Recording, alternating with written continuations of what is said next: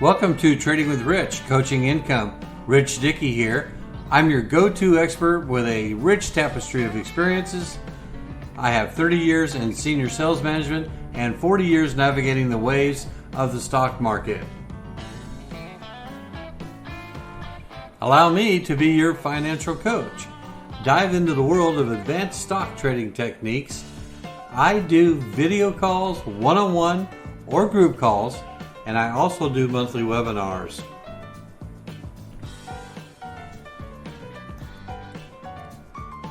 Unlock the secrets of personal finance, simplifying complex concepts into actionable strategies.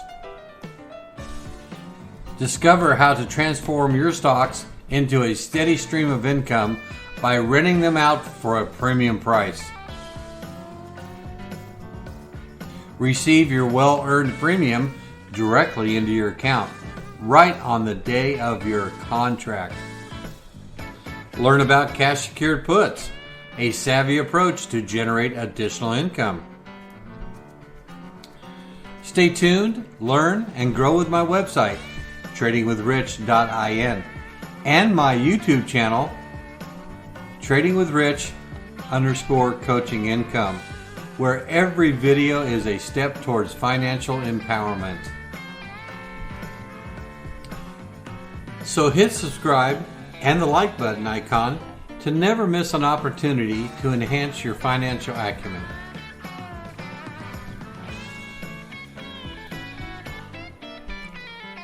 I do hope that you take me up on my offer to let me be your financial coach. I would love to teach you how to do covered calls and cash secure puts and make money anywhere in the world. You can reach me at tradingwithrich@yahoo.com. Welcome to Trading with Rich, and this is another video about moving to the Philippines and living in the Philippines. So, you want to bank in the Philippines. You may have a pension, you may have something coming from Social Security and having the money sent directly to your bank account here, or you may have money sent to the bank account in the USA, and now you want to transfer that money to the Philippines for the least amount of cost and the safest way. As far as safety goes, it seems that all the different programs that are out there are pretty safe.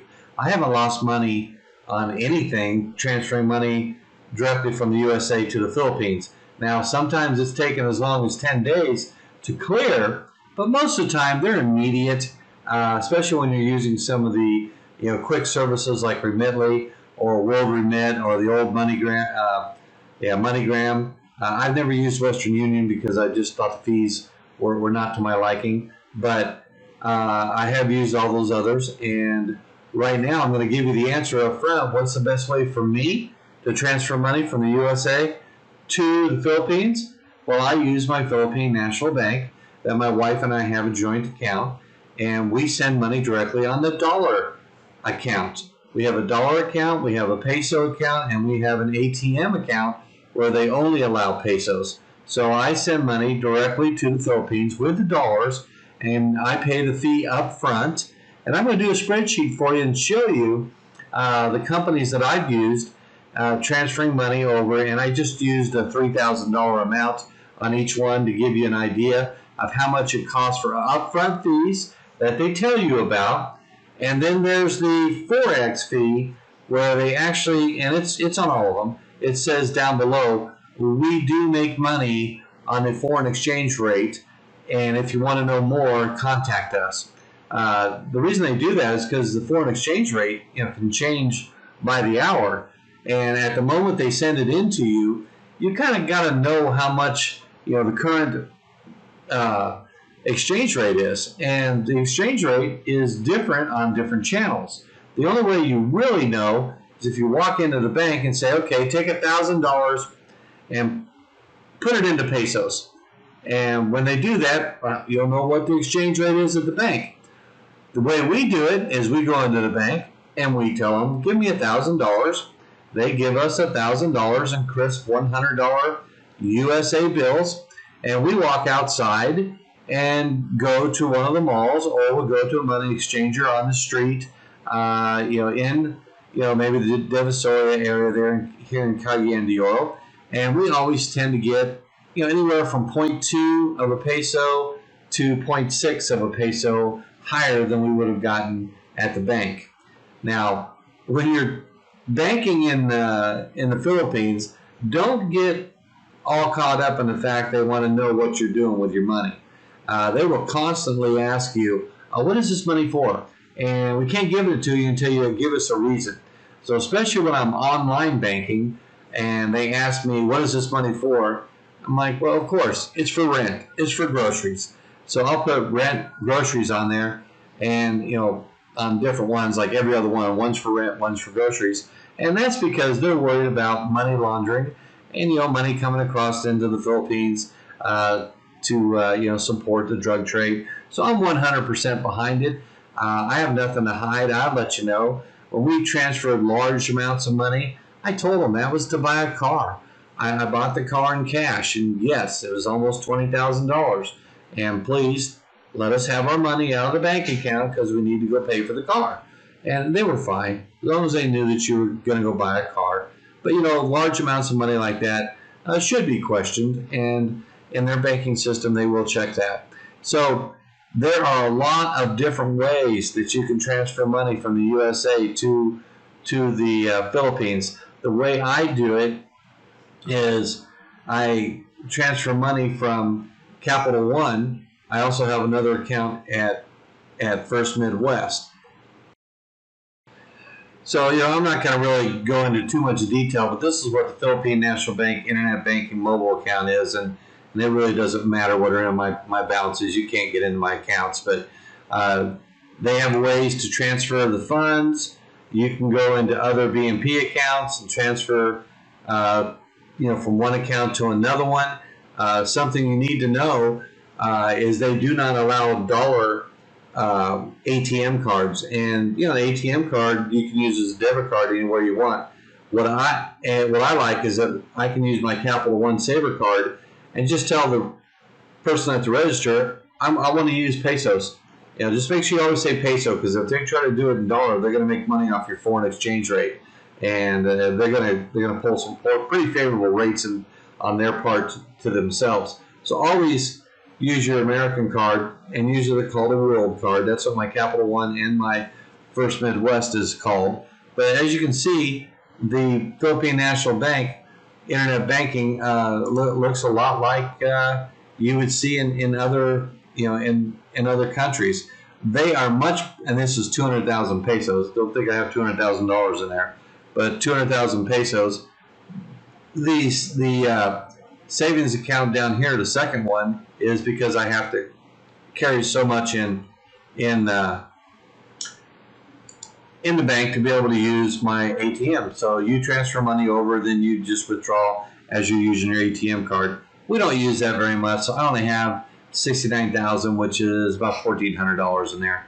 But anyway, I use the Capital One, and I tell the Philippine National Bank in Los Angeles, I have a person there that I email, and I tell Rolf, hey, every month send me $2,500, and he does. And he sends the $2,500 over into my Philippine dollar account, and then we pull it whenever we need it, and we'll take it out and take it to a money exchanger and exchange some money. I also have a First Midwest, and the only reason I bring that up is, I'm domiciled out of South Dakota, and it's always best to have two bank accounts.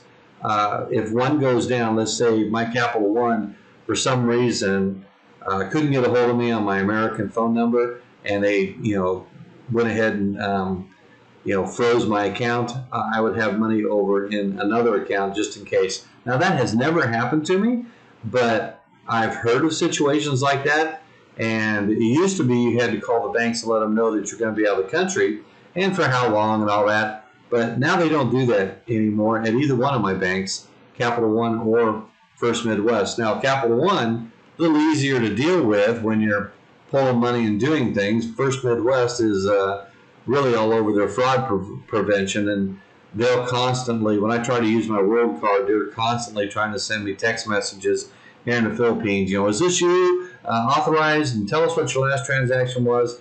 Capital One will do it when they see something that looks odd.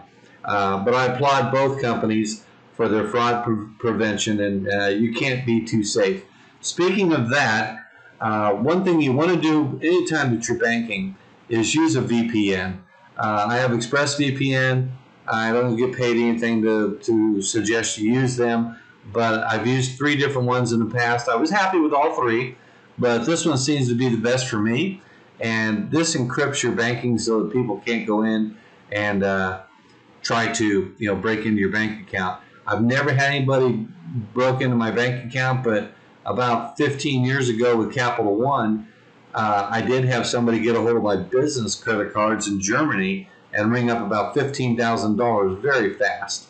And it, obviously Capital One got all over it, and they were even using phone cards at the time and putting it back to their home phone. So I told the Capital One what the phone card number was, and they went and tracked them down, and they caught the people in Germany. Now, at First Midwest, someone from China tried to use my World Card to buy about $500. We caught that immediately. It wasn't even sent to them. There was also an international fee. First Midwest took care of it 100%. I didn't pay anything. Same with Capital One. I didn't pay anything. So I've been very happy with both of these, and that was last year when that happened with the personal account there at First Midwest. So that happened, like I said, I think it was 15 years ago with Capital One.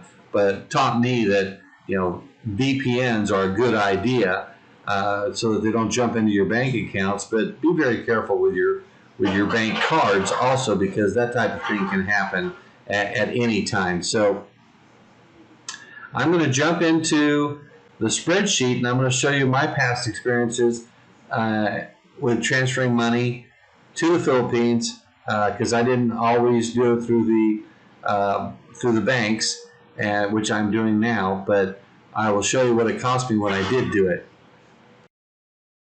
Okay, so here's a little spreadsheet I did, just to kind of show you what my past experience over the last year has been with sending money through different banking outlets. And right below this little spreadsheet, I've got the Philippine National Bank chart for their upfront fees. So they'll charge you $10 for up to $1,000, and $20 for up to $2,000, and $25 for up to $3,000. And then they start to give you a break. Instead of being $50 for $5,000 or even $30 for $4,000, they start giving you a break here right at the $3,000 mark. So they're giving you a $5 break there, then a $10 break there, then a $15 break there, then a $20 break, and then a $25 break, and then obviously a $30 break there. But anything over $8,000, which I try to do, I try to send it in more than $8,000 increments now. I pay $60 for anything above $8,000, so you're paying less than 1%, and that's dollar to dollar. So you don't have to worry about the forex. You just worry about the forex once you're there. You want to catch a good week when the difference between the American dollar and the Philippine peso is good. Pull your money and pull some cash out. But that's the chart. I just went ahead and put it on there for reference to you. But here's the real meat of the story. This is an example of the forex and the fees, and these are just examples for pass the SEI test for the Series 6 exam. So I do know enough to throw out a disclaimer that says this is not financial advice. I'm not telling you what to do. You're not paying for this particular example. I'm just giving it to you so you can see what it's like to bank in the Philippines. So do your own research and double check my results. But here's how it works out. Like I said in the beginning of the video, the answer is, in my estimate, do the Philippine National Bank dollar account and spend dollars to dollars. Send dollars from there to here. Now, you're going to pay an upfront fee, but folks, you're never going to give money from U.S. to the Philippines for free. It's going to cost you something. So on my dollar account, it costs, if I want to do $3,000, it costs me $25. And that's going to cost, when you take 25 out of the 3,000, it comes up to right about 0.8%. So that's an upfront fee of 0.8. Now I don't have to worry about the forex, the foreign exchange rate, because as I said, I'll do that later and I'll get the best that I possibly can for that particular day. So the difference is zero. Now, here's what I used to do. I used to send money from Capital One directly over to the Philippine peso account, and I would tell the bank in Los Angeles, even though I was in South Dakota, or I might be in Texas, or I might be in Oklahoma City. When I'm over in the U.S., I'm bouncing around. Wherever I'm at, I tell the bank in Los Angeles, and Rolf, who's fantastic, customer service is great with Philippine National Bank. Rolf in Los Angeles will take the money out of my account and send it to my wife, who is over here in the Philippines. Where this is where I'm at now. I'm in the Philippines. So how much did it cost me? Well, I was always trying to send, on average, I'd send $2,000 to $3,000. But I just use the example of $29.99 to keep it under $3,000, and I received $29.02. Why was that such a big difference between sending it to a dollar account? Well, as with all bank outlets, they all make money on the Forex. Now, they kind of, especially the little remittance centers in Chicago and Dallas, they kind of fake in my opinion, they're faking out the Filipinos, because the Filipinos think, oh, well, I'm only paying a $30 upfront fee, or I'm only paying $7. Seafood City over there, my relatives, oh, you're stupid. You could be sending this to the Philippines for $1,400 for $4 every time, and all they require is $2,500 at a time, and they only charge $14. And I'll tell you what, trying to explain to my relatives sometimes what the foreign exchange rate difference is a little bit of a challenge. So a good example of that is Seafood City, which all of my relatives use, and now they're wanting to figure out how to set up bank accounts. Now they've seen what I do. They're actually paying $113. They think they're paying $14, but they're paying 10 times more than that, because the exchange rate, there's a hidden fee of $99.97, because the difference between what they send you in pesos compared to what the on the street value is, and every time I sent money, I always had a relative here standing next to a money changer telling me how much the rate was that day.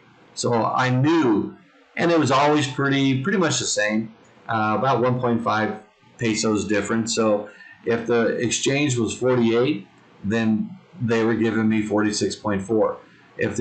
Right now the exchange rate is 50.2, and if I try to send money, it's gonna cost the 1.6 through Seafood City, but it's only going to cost 0.8 if I go peso to peso. Now, I don't really mind paying peso to peso that much when I just want the money to go directly into the pesos.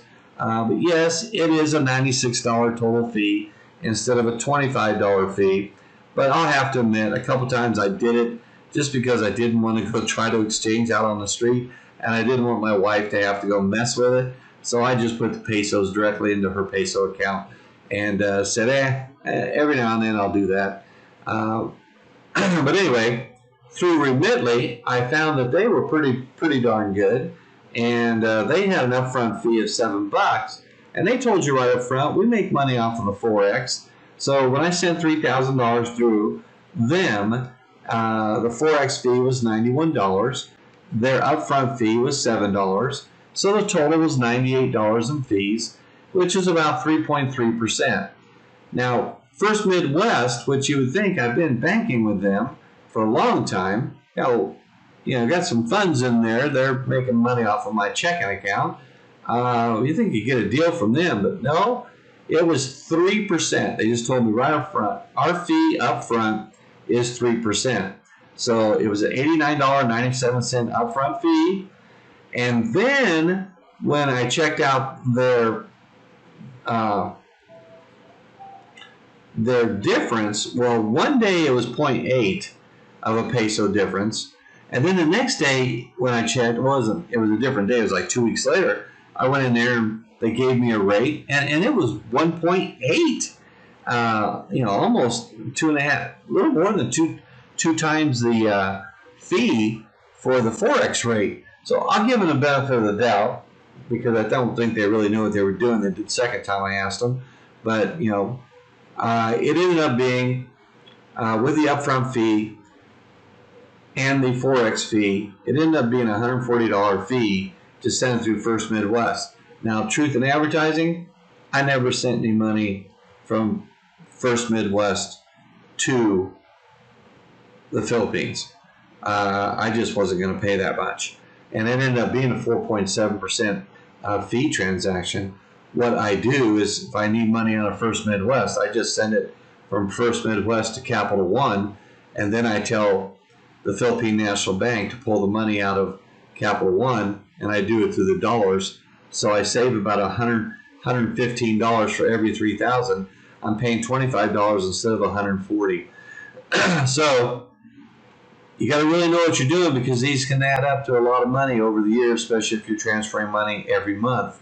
As I said, Seafood City ended up being about $113, and then I used to use MoneyGram, especially for a lot smaller charges. Now, it was a lot higher than this, but if you do $3,000, they do cut you a break.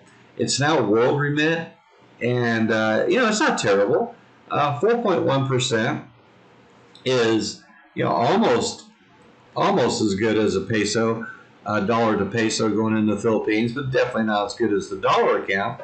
But when you're looking at what First Midwest would charge you, or what Remitly would charge you, or what a remittance center, you don't have a bank account because you are going to need a bank account in the Philippines. Well, no, you don't. Not with Seafood City. You can send it to Cebuano. You can send it to a whole. They got some pawn shops you can send it to. So there is the convenience of Remitly and Seafood City and World Remit, a lot of MoneyGram, even Western Union, where you can send this money anywhere and somebody can walk up with an ID and show their ID and collect the money right away. So it's very, very handy. You're going to pay for it, $100 more on a $3,000 transaction, but it's very, very handy. If you don't, if you're not in a hurry, because Philippine dollar to dollar usually transfers within 2 days, and then it's in my bank account within 7 days, and I can follow it all along, but they like to go through and clear it and put it on hold. It's always, whenever I do it on Friday, I've always got it in the bank by the next Friday, and I never cut myself close where I have to have that money tomorrow. But if I needed it tomorrow, I would use Remitly, just to tell you, because that's what I've done, especially when I'm sending money to relatives from over there. If I was going to send something to one of Elma's relatives, I would use Remitly. And I did, and was very happy with them. Their service was fantastic. So was World Remit. When I did MoneyGram, their service was fantastic. And Seafood City, it was immediate. That money was in my bank account within 10 seconds because they had a direct hookup, directly to Philippine National Bank. So anyway, that is the chart that I have right there below. I would highly recommend that you use an ExpressVPN, or you just use any VPN so that you can encrypt your internet transactions. I'd highly recommend that you do dollar to dollar from any bank in the U.S. to any bank in the Philippines.